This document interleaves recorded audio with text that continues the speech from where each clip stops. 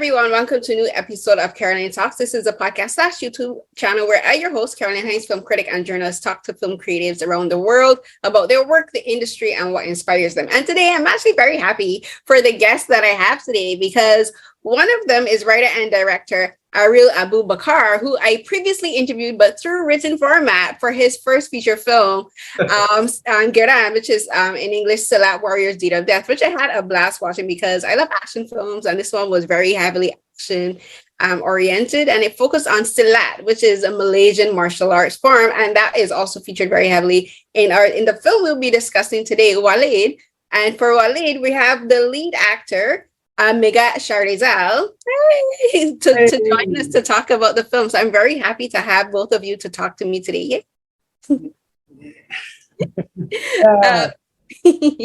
Yeah. So for all of my interviews, I always like to ask my guests to first say a bit about themselves and what got them involved in the film industry, because the filmmaking is a very labor intensive, a very exhausting, and a very particular art form where you have to, once you enter into the field, you have to know that this is what you want to do, because you really have to dedicate your time and your passion and your blood, sweat, and tears to making films, because they are not easy, whether it's a short film or a feature film. So I'll begin with you, Areel. So what got you into filmmaking? Because as I mentioned at the beginning, GERAN was your first feature film, but you kind of like went full out with that because you were just like, my first feature film is going to be an action. But what led you into filmmaking first? The background. Macam mana masuk film? Okay. Before I am as a director, I am a cinematographer. Mm-hmm. For seven years. I'm working as a cinematographer, and three years for camera assistant, and then after 10 years I'm in Malaysia industry. I don't have a good film to make some good contribution to our people to watch film Silat in my country. So I decide to produce and to write, and then I'm trying to be a good director, and I try to expose martial art Silat in Malaysia, because in my country we don't have, after 20 or 30 years no Silat movie. So I try to call on my networking for my brother in Silat team to join our company Layar Pictures to produce my first baby Silat Warrior. And for you, Megat, like what led to you being an actor? Yeah. Okay. The funny part of this, because I started before I became an actor. I practiced Silat before, and then when I graduated, or when I almost graduated, I started doing theater.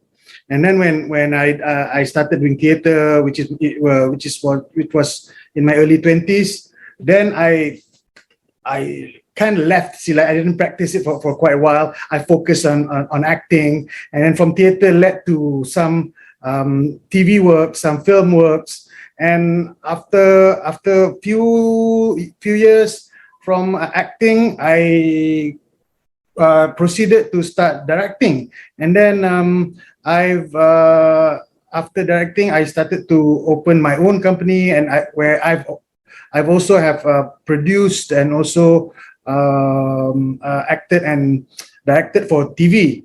And then after around 15-16 years of being an actor, a director, then I met this guy.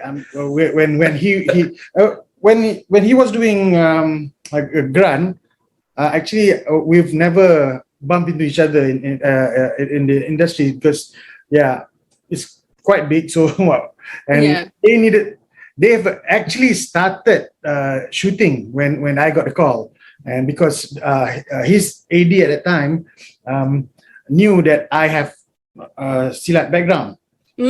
So she called me in, and then okay, and she talked to him, and then he said, okay, come, let's cast him in this film, and then let's give him a role and give him some one scene, and then finally, after at that time maybe 15-16 years, I managed to show I've never used my background in SILAT before GERAN.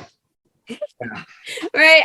So I think something that's very interesting about your films, Areel, is that you use martial arts, basically violence, to basically elevate a story about social issues, or what some people call social justice issues. You know, in a typical action film, the violence is basically about solving an immediate problem. So you have like your protagonist, who's the hero. He will be like a martial artist. If you're going to use Asian films as an example, he will be a martial artist, and it would be that the martial arts, the action, the violence is about solving the immediate problem. Whereas for your films, the violence isn't really necessarily about solving a problem. It's more about stopping a problem from occurring. For instance, in GERAN, like in the first fight takes place between the female lead character, who's the sister of the main character, and she has to use martial arts to get herself out of a potentially violent situation. And in this one, it happens the same way. But the difference, I think, between GERAN and Walid is that the action comes very late in the film. Like, you know, before it's about talking, it's about discussing, and like, it's about helping us to get to know these two characters, which is Walid, the lead character, who's a teacher, and Aisha, who's this little girl who's craving for knowledge. So talk about the difference between GERAN and Walid, and why you decided to basically, I think, push the action later in the film than strictly from the beginning, because I thought it was very interesting that you added it later in the film. So I choose to put a fighting on the back because I want to tell the audience the full story and narrate their thinking about the humanity issues. So I think I'm not a action director only, but I want to be a director more on humanity film, and global issue is very tough now, and I want to contribute for our people about humanity, education, and discriminate for another people. So I used to make first our Walid about people, and I think is I don't know the audience we have many type of our audience to watch, and I don't care about that, and I just do what I want to do. And I need people have something when they watch the film, then they get something, a good message, and a good thinking about other people. Right, you're first of all making the story for you, and then you're also making it for you people. So like everyone else is just like an extra bonus at the end. You're just like, this story is for Malaysian people, and it's about Malaysian issues, and it's about Malaysian society, right? It's about stories that need to be told. The last part of fighting scene is for action, to be action. For action fans. Action fans. Some people call it action fans. Yeah. You're like, okay, you're just like, you know what? I have to put in the action because for you, I guess it's almost expected now that you'll have action in your films, because like SILAT Warriors was, I think, highlighted SILAT martial arts so heavily. Like people would almost expect you to have it in your second film, because that's almost like what we would call your calling card or your signature as a filmmaker. Because I remember when I was doing my research for SILAT Warriors, like as you had mentioned, like SILAT wasn't really featured very heavily in martial arts films for years, not just Malaysian films, but a lot of Southeast Asian and Asian films. Because I remember, I think we only really got, I think maybe the first time I saw SILAT would have probably been on Bach with Tony Jaa, and that had a bit of SILAT in it. And then of course there was, I also forget the name, but it's a film by Gareth Evans, the one with Merantau. The first one, Merantau. Yes, Merantau. I remember, I love that film. I saw that film, and like that was then also when SILAT became, I think, started to really get into film. But even then, a lot of people didn't really identify it. You know, a lot of people would be like, oh, is this a MMA type of thing? And you're like, no, it's like completely different. And I don't know if you know this, but actually SILAT is also kind of featured in, there's a British show called Gangs of London. And SILAT is actually used in that show as well. It's one of the martial arts forms they use in it. So I would say like SILAT is kind of slowly becoming more widely demonstrated in martial arts films. And like, of course, now you have 2 films that are added to that. So I think it's actually great. Cool. Yeah. Yeah. So now I want now to talk about the differences in your characters, because the first film talks about it talks about capitalism and how exploitation of people, like stealing land, and like a lot of people are conning people out of their homes and their deeds and their land, because like land is such a vital commodity. Like people believe once you have land, you have power. So that's what the first film is about. This one now is about child exploitation and kidnapping and human trafficking. So why did you decide to pick human trafficking as the main social issue to address in this film, and why a teacher, having someone be a teacher as the hero, as the protagonist in this film, and having Megat play that teacher? I choose to use child trafficking issue because it's a reality in front of my eyes. And I saw many when I travel, and I saw the kids and come and begging me for money, and we know that the kids have some agency exploit the kids to make the wrong way make money. And then in my field, on the real time, I have one production shooting with me, and then some bad guy use the kids to be a talent for them, and they use a more on very, very bad attitude for what we call not good for our people. And I think it's a very dangerous and critical issue, because in Malaysia is a very small community aware about the kids. And you like becoming involved in this project, Megat, like what was the kind of research that you had to do from your end as the lead? Because this is someone who's a teacher and he's teaching underprivileged children, but he has to also, I think for this character, at first, I'm going to be completely honest with you.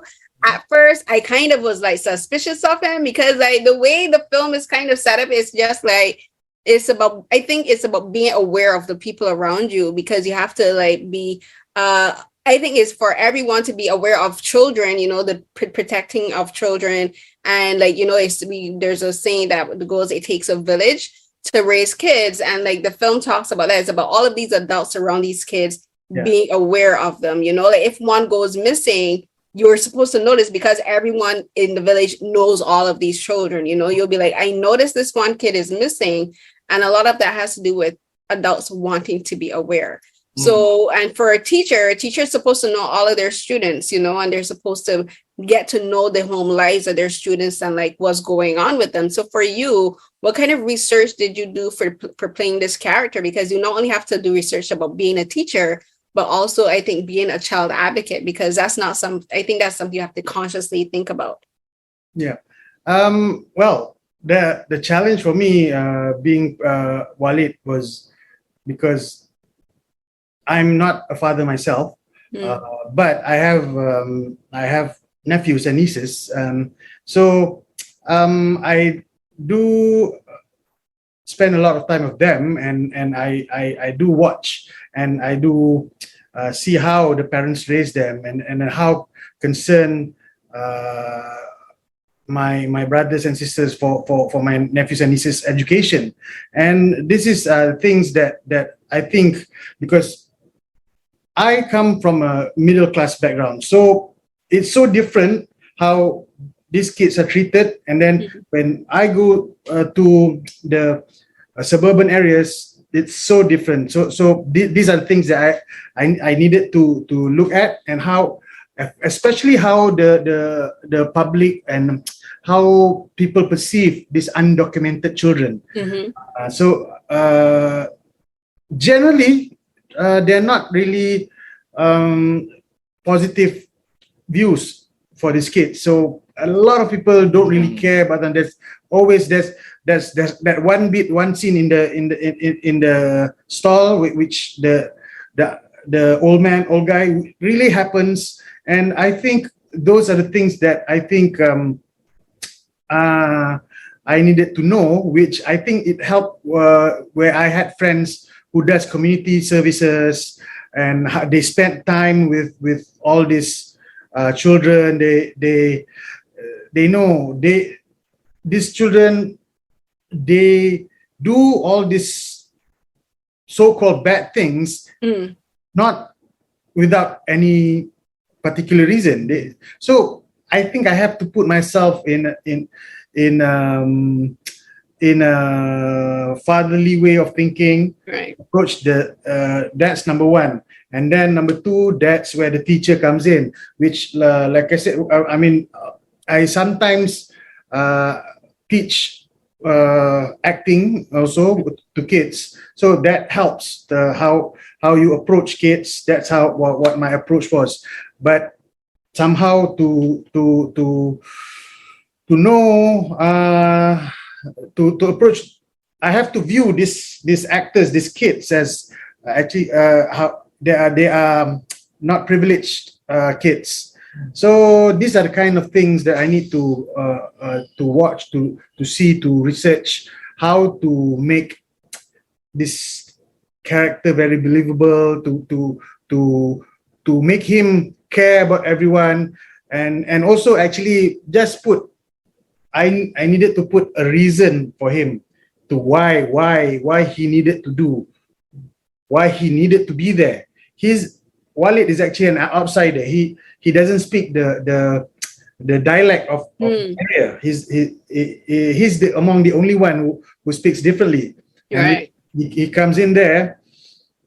Although he's an outsider, he's among the ones who really care about the people there. So I needed to put a reason behind his objectives. He has many objectives, but what were the reason why he needs to be there?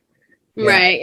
So you mentioned a few things that I want to talk about. The first thing is I want to talk first about the children and how people treat the children. The thing is as adults, or we know, and we should believe, and people should have the conviction that adults should be the protectors of children, because children are the most vulnerable in society. No matter where you go, children are the most vulnerable. But it's always so shocking, but also disheartening, and that it is a sad fact of life that adults will be just as prejudiced to children as they are to other adults. First of all, no one should be prejudiced to anyone for where they come from, how they look, how they talk, and on all of these things. But when you do have the prejudice, you would think, okay, like, being prejudiced to an adult is slightly different because you would think, okay, the adult can kind of like defend themselves or speak up for themselves or whatever. But children don't have that. Children are just vulnerable, you know, like why, like the scene you mentioned with the two men talking about Aisha in the stall. Like I've seen things like that happen to me. I've seen things happen that's happened to me, and I've seen things like that happen in real life. And when I speak up, and you know, like I would say, this is a child. Why are you like treating a child this way? But it's always so that's when you kind of think about one of the dark sides of humanity, where people can target children as easily as they target another adult. So that's one of the things about this film. It focuses on the different ways that children can be targeted and mistreated. Yes, people would think the most obvious villains are the human traffickers, you know, the people that are targeting and kidnapping these kids. But I think, Areel, what you also do this film is point out there's other types of villainy in society, like the people who are racially and ethnically prejudiced against Aisha and her mom and the other kids in their neighborhood. So I want you to talk first about that, Areel, like to showing how, like, when it comes to villains, like everything isn't as black and white. It's kind of funny, but you guys are wearing black and white shirts, but it's not like it's not clear. Like everything isn't black and white. Like, yes, you have the human traffickers are villains, but also to me, I saw these old men and the people who think like them as villains as well, because they're not helping these children. You know, they're being prejudiced and racist towards children. And I'm like, you're bad too. Like, you may not be out there wielding a sword, but your remarks are just as hurtful as what is being done to these kids. Yeah. So basically dia tanya dalam masyarakat kita ni yang dalam cerita ni orang jahat tu tak clear. Bukan je yang trafficking ni je orang jahat. Yang pakcik tu, yang ni. So so dia nak tak cakap pasal inilah apa benda society tu sendiri adalah jahat terhadap budak-budak ni. So itulah dia. Macam apa benda dia orang tu bukan, maknanya jahat dan baik tu bukan hitam dan putih. Dia cakap black and white tadi tu. Everyone semua dalam grey area masing-masing. So I think it's dignity or your heart about people. And then I think is susah soalan tu senang. Soalan tu pasal apa? Orang punya attitude kan.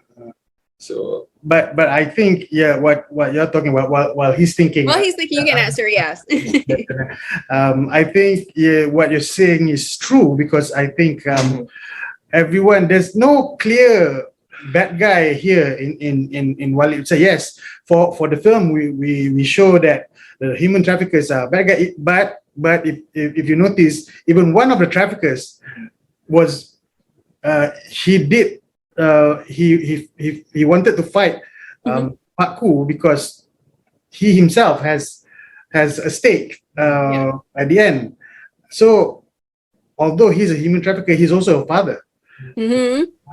So and then even so even Aisha's mother can be seen as a bad guy at one point, because she's overprotective. But eventually she sees through Walid's intention. So even from even Walid himself, I think when the push comes to shove, what he did at the end is actually not nice. I mean. Yeah, procedure. Yeah, he did what he had to, and like what you're saying about Walid is interesting, because the thing is like at the beginning, I think he wanted to rescue Aisha and save her and teach her, because he saw her as a replacement for his own daughter who's missing. You know, like he didn't see Aisha for herself.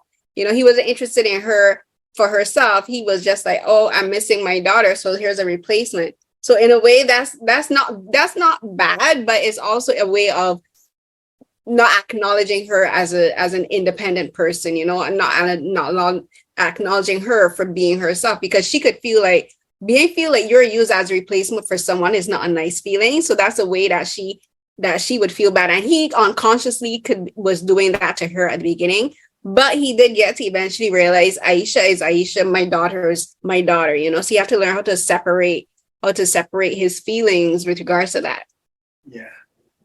True. I think it's about survival for every people. So we cannot watch this angle, this mother and traffickers and pakcik or uncle in the stall, and this is about kemiskinan, Poverty.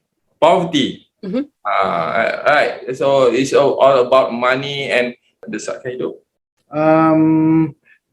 Desperation In their life. Yeah, poverty can lead people to making extremely bad decisions. Everything, every legal or illegal part, and you cannot imagine what they thinking to make money, and tak pernah terfikir.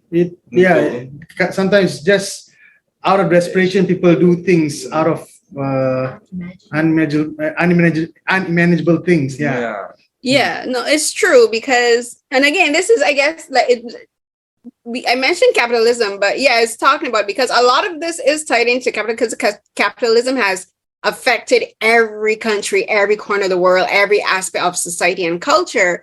And it's about one of the underlying things that are so evil and so insidious about capitalism is it makes people believe that in order to be valued as a human being, we must be rich. And, we must exert power over people, like to be rich, whether it's not only rich in money, but it's rich in power. And a part of doing that is subjugating other people. It's about oppressing other people. And in the first film, it's about people stealing land and these gangsters exploiting people for their own land and their property and trying to say, if I own this land, I can own you. Whereas for this one, it's about exploiting these children because they pick on the most vulnerable of society, as I mentioned, the children. And there are human traffickers who traffic in adults as well, and like sex traffickers and that. But to go after children, there has to be something in you that completely turns off. There has to be a part of you as a human being that I think you have to completely suppress and just get rid of, which is not only your conscious, but your ability to see other people as a human. And for these children, like what you're showing is like, it is like poverty has forced these people to make extremely terrible and extremely evil decisions. But it also forces people like Walid and the other men in the community to do something that they wouldn't have wanted to do, which is violence. They don't look forward to being violent. They don't want to fight, but because of the situation, they're like, if the only way to get out of this situation, the only way to help these children is to basically fight and you have to get down and dirty. Just as dirty as the people you're fighting, Sometimes this talking isn't going to solve every issue.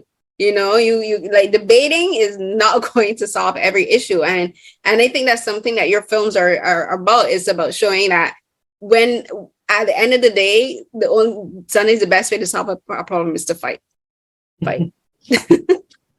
Bullies don't listen until you start to fight back. I used to be bullied in school and they didn't listen to me until I was like, you know what? Talking will only take you so far. Yeah, true. It is. So now we talked about the philosophy of the film, which is talking about the humanity of these characters and oppression and all that. Now I want to talk about, and now I'm going to segue into talking about the violence.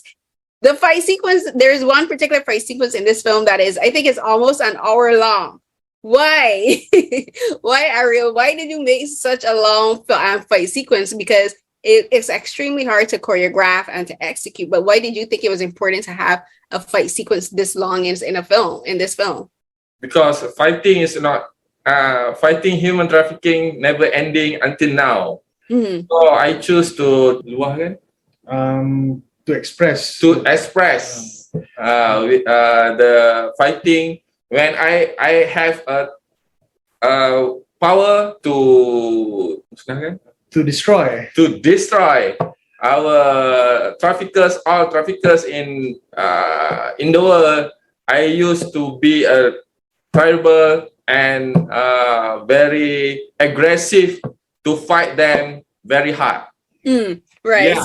So you want, because to me, I will be honest, watching a fight sequence that long for as an audience member can be exhausting, because you're just like, wow, this is still going, it's going and going. But as you're saying, it's about, I guess, conveying the exhaustion of the situation where it is a never-ending fight in real life. That scene is I feel what if they're trafficker in front of me, I need to like what Walid do. You're gonna fight them. You're just, I'm gonna fight. Yeah, because it's true. Because I always saw, as I said, I love action films, and there's some films I've watched with like some super long action sequences, but I think yours might be one of the longest ever. So first of all, No, John Wick 4 is very longer fighting from start and until the end. Yeah, so I have to like, congrats to the to the actions, the stunt doubles, the stunt performers, the fighters, the choreographers. Megat, like you had to fight. So what was it like for you getting back into practicing Silat? Like, what kind of like training? Because you said you hadn't practiced like, what you said, almost 20 years. So what was it like getting back into showing this side of you as I guess as a performer now, because you're like, I'm an action star now. Wow, action star. Wow. Yeah. I mean, although I don't practice it a lot, but I do. I mean, whenever I got time to go to the gym, I do still try to do some stretches or exercises. Yeah, but I do try to train, keep my stamina, my leg up, still have that kick. But the good thing, or I think the funny thing about Walid itself is the process of going into the training is actually his casting process, because we shot another project a few months before, which had some not as much as action as Walid, but we had some fight scenes. So after that project was done, he told everyone to, okay, let's just go back and start training, because we're going to shoot Walid in 2 months. Okay, so I went back, started training, went cycling, or started going to the gym, do all those routine punching bag, and I actually got my stamina back up, and I lost 5 kgs, and which suddenly I got a text from him, and because after I went one of the cycling trips, I posted it online. And suddenly, after the post went up, I got a text from him telling me, "Hey, please don't lose weight." So much weight. because at that time, nobody knew who's going to play who. I didn't know that I was going to play Walid. Only 2 weeks before the shoot, everyone knows who's going to play who. So when I got that text, I'm like, why he's sending this? He doesn't want me to lose weight. So again, I'm like, okay, maybe because like I said, Walid is my first time playing a lead role. Before this, I'm so used to playing supporting roles, antagonists, or comedic roles. Doesn't cross my mind, because going past 40, I've never ever thought of being a lead role anymore. I mean, I'm just saying the reality how it is in Malaysia. People past 40, it can rarely be casted as a lead role. Someone who looks like me. And then, but again, I didn't stop training until when he announced who's going to play who. We went to the location and we worked. The good thing is 99% of all the performers, everyone had Silat background or martial art background, and we trained near where the set is, and every day before the shoot began, and then even when the shoot was happening, whenever I don't have any scenes, we will still train or choreograph. So when it's time to go into the scenes, it didn't take that long. I mean, each major fight that I did only took 1 day to shoot. Oh. Yeah, very impressive. So it was preparation before, and then when we came in, we just and 1 day is just basically 12 hours or less. So that's how long it took. And Areel, why did you wait so long to tell him that he would play Walid? I have 3 choices to cast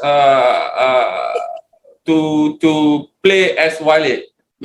So, but the 3 the first and second have a stereotype as her hero. Oh, okay. So I don't think it's I used to change our mindset. Hero is not only the tough guy or muscle and got good looking, and not Megat is also good looking, but the size oversized. So I don't want to follow normal direction. So I always against normal direction. Right, you didn't want to follow the typical society's idea of it. The right word.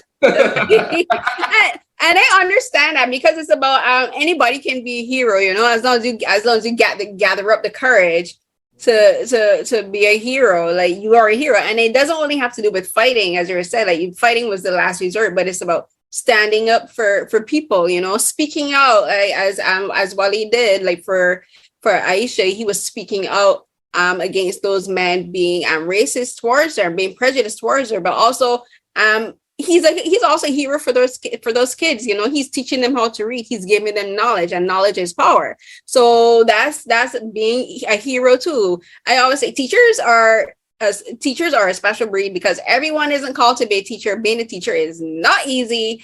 And a lot of people, like, they see teachers as unsung heroes.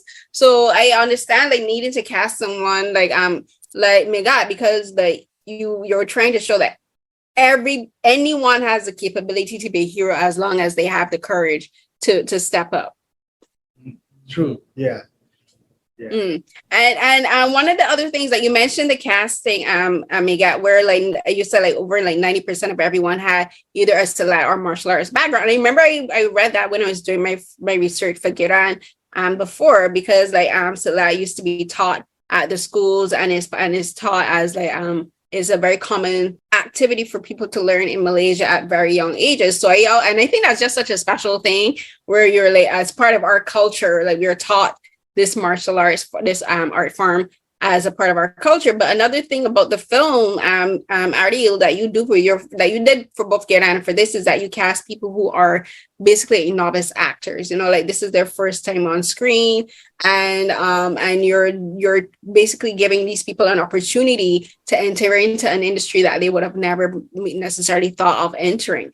You know, like, being actors, working behind the scenes, you know, and giving like SILAT practitioners also a work as like stunt performers, you know, giving them an opportunity to enter into the industry that way. So now I want you, Areel, to talk about casting people who wouldn't necessarily would have thought of becoming actors. For instance, like, you have like people, like, you can, like, as like, from my own critical perspective as a film critic, like, when I'm watching films, I can tell who is a trained professional actor and who isn't. And I think that it adds a special quality to the films, and it adds a realness, where like, people be like, okay, so like, this person's timing isn't exact, and like, you can tell when they're thinking about their lines, and they're trying to say, don't look at the camera too much. You can tell when people are trying not to look at the camera, and that's the difference between a trained actor and a novice. But why is it that you always choose to work with novice performers, and you're just going to be like, I'm going to get someone who's never acted a day in their life to be in my film? Why do you do that? I need to know.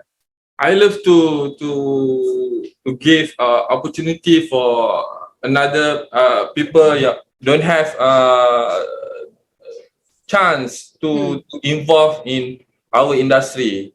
So I think it's my risk to get them join me for two movies, and I don't think it's a very they can explore and more exposure for martial artists. We don't have martial artists before this, and now I'm create the team, Ghanaian team, to give exposure for another martial art in my country. Yeah, so I don't know why I choose them, because I think it's about attitude, discipline, and they want to hear what I'm want to say, and they follow, and they don't have any against what I want to do. And then so direction is smoothly, and when you shooting in 35 days so smooth, and the result is come out, I'm so happy, because I have a team give full commitment to finish it about a full movie in 35 days. Yeah, and I think that's actually very important, because in the Malaysian film industry, like, this is one that is still not, I would say not internationally. No, I don't want to say, because I don't want to like downgrade the importance, but I think it's just like you're introducing a new generation of film creatives in the Malaysian and the Asian film industry. You know, when people say, okay, we need like we want to feature like SILAT in our film, like, they have your team to go to, you know, they have you as an example and as a consultant to say, this is how you can build a team of professional SILAT stunt performers, you know, like, and not only just the SILAT, but also like actors, you know, like especially because a lot of your both films feature a lot of young people. So it's like giving them opportunities to work, not just in front of the camera, but behind, you know, because you need a crew behind the camera. Like, you know, everybody will be like, oh, I want to be an actor. I'm like, okay, you want to be an actor, who's going to be the director, who's going to be the DP, who's going to be the cameraman, who's going to do the rigging, you know, who's going to do craft services, who's going to do costume director, lighting. You need to introduce people into all of these aspects of the film industry. And this is how, like, working with you and working with your team and working with like Megat, because as you mentioned, you have a production company, is about, I guess you could say, helping the Malaysian film industry survive. You know, you can't survive with just veterans. You know, you need like new blood. You need like younger people to believe that they have a future in the industry as well. Yeah. I think the most interesting thing for me doing both GERAN and Walid, because not everyone is professional, meaning not just in front of the screen. Behind the screen, we have so many people trying to contribute, trying to give, because it's like it's so different working in a professional setting and working with Walid and GERAN, because it feels like a community. For example, you mentioned craft services. The person who did craft services for Walid, he's actually not a professional film worker, but he spent his time, everything he does voluntarily. He doesn't even complain, and I mean, that's just, for me, it's just so touching. I mean, I love the feeling that we had while we shot this. Yeah, I think it's important. I always try for my work to highlight all of the behind the scenes work as well, because as I said, like, these films can't only happen with the director and writer and actors. We have hundreds of people behind the scenes working to have these films brought to life. And like, you have, as you mentioned, like the craft services and all of this, and like, it's always important to show people that the film industry is more than just this camera, what you see on screen. You know, the film industry is about this whole world that exists behind the camera. And like, films like this, especially independent films, that's one of the reasons I love speaking to independent filmmakers, is because they're and a lot of people don't really pay attention to it, but like the film industry that and this is just globally, wouldn't exist unless people are showing, unless people like filmmakers like you, Areel, show that there is a potential, like there's all of these different aspects of working in the industry, being an artist, like everyone's can't have the ability to be an actor. So you can't be an actor, you want to be work in the film industry, go and do production design, go and learn lighting design, go and learn craft services, go and learn how to feed people. If you have a passion for cooking and you want to work in the film industry, you can work in craft services, so it's about, as you said, like building a community behind the scenes, and film is a community. It's like every film set is like basically like a little world, a little enclave. And I think that's important with what you're doing. What both of you are doing is, I think, keeping the Malaysian film industry alive, especially attending, like doing international screenings, like what you're doing in New York now is a way to highlight it, for people around the world, because I'm going to keep it 100. Like everyone, when people think film and when they think Asian film, they think Japan, China, Korea, and perhaps Singapore. And I'm like, no, Malaysia is still there, Thailand is still there, Vietnam is like still there, all, especially like Southeast Asian countries do kind of get pushed to the side and like don't really get acknowledged. But I'm just like, nah, you gotta bring everyone together, because this is the only way that it can survive. Yeah. Yeah. So I want to thank you. I think our time is up. So I want to thank both of you for joining me. No, I'm wrong. Okay. So my last question I want to ask both of you is, what was the hardest part of making this film, and what was the easiest part of making this film? And it can be taught, it could be doing the action choreography, it could be the dialogue, it could be, like working in the heat or whatever. Like, what was the most challenging aspect of making this film for you? And then what was the moment where you were having the most fun making this film? The hardest part to making a film is find the budget. Yes. And senang. Easiest. The easiest one is Easiest or funnest? Making a film. Making the actual film is the easiest and the funnest part for you, because you're like, once I have the money, I'm set. You're like, everything can happen now. Yeah. It's true. Money does make everything easier. I mean, for me, what was the hardest part during the shoot was we were still fighting COVID.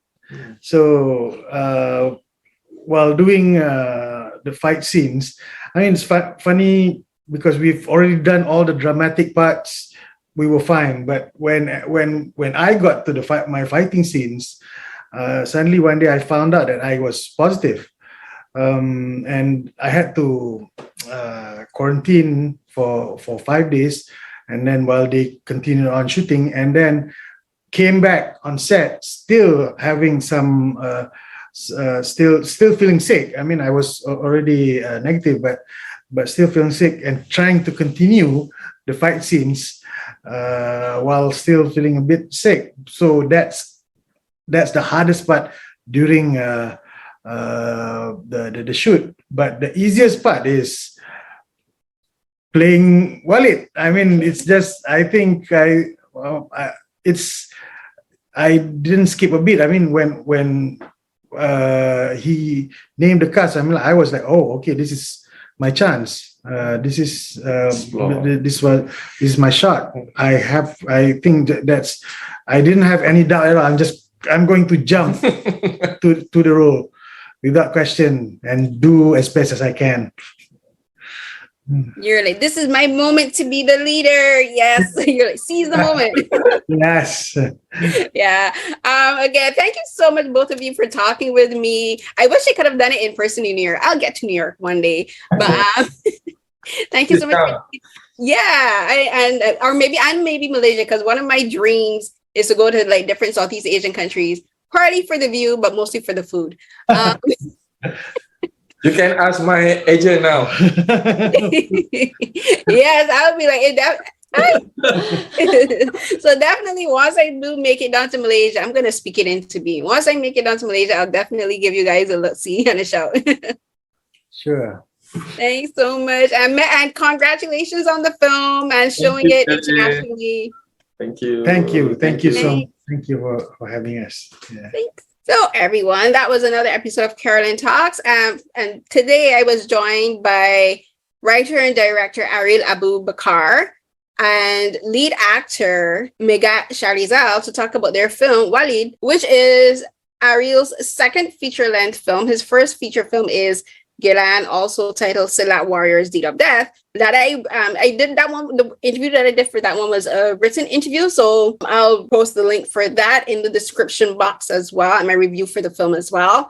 And this one, Walid, is very different, but also similar to in great ways to GERAN. And this film is, I think this film is like, I love films like this where, yes, it's an action film, but it's also a film about social awareness and basically social commentary on the state of not only, I think, Malaysian culture, but I think a lot of culture countries around the world, because human trafficking is a global issue. It's a crime that happens in every corner of the globe. And while I was watching the film, it made me think of like being here in Toronto and living in North America, about the advocacy work of the groups that does missing and murdered Indigenous women, and like so many children around the world are taken from their homes and just like sold for slavery, sex slavery, indentured servitude, and they're exploited and killed, and it happens all over the world. And the film is, yes, set in Malaysia, but it's also, I think, a reminder that adults should step up. You know, if you see something wrong, say something, step up. And that's what happens with the character of Walid, played by Megat. And it's just like, he didn't set out to be a hero, but he ended up being one simply because he gathered up the courage to speak on behalf of this child, to protect the children that he teaches, and to find the courage to act. And that's so many of the world's problems. I think all of them could be solved with if everyone found the courage to just say something. So I appreciate Megat and Areel for taking the time to talk to me about the film and just about the messages of the film and the things that affect society that we can do to affect change.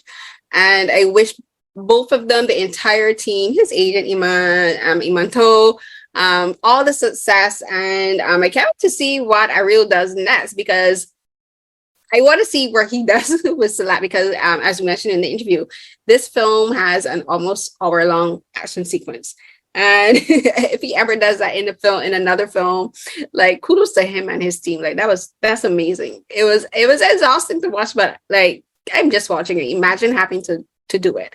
But again, thank you so much and congratulations to them. And you can find the video version of this interview on my YouTube channel. That's youtube.com/@Carolyn_Hines. Find links on my Twitter, Instagram, and TikTok at the handle @CarrieCNH12. That's CarrieCNH12. Go to my R3 page. We can find links to the podcast and my other two podcasts that I host, as well as all of my writing there. And that's authorry.com/Carolyn Hines. And yeah, all of the interviews that I've been doing for the all the interviews that I've been doing for the New York Asian Film Festival. I have TIFF coming up, so that's another set of interviews that you can look forward to, as well as interviews that I've been doing for the African American Film Critics Association. Those are not in podcast form. Those are only in videos on my YouTube channel only. And I think that's it. So until the next episode of Carolyn Talks, everyone, stay safe. Bye.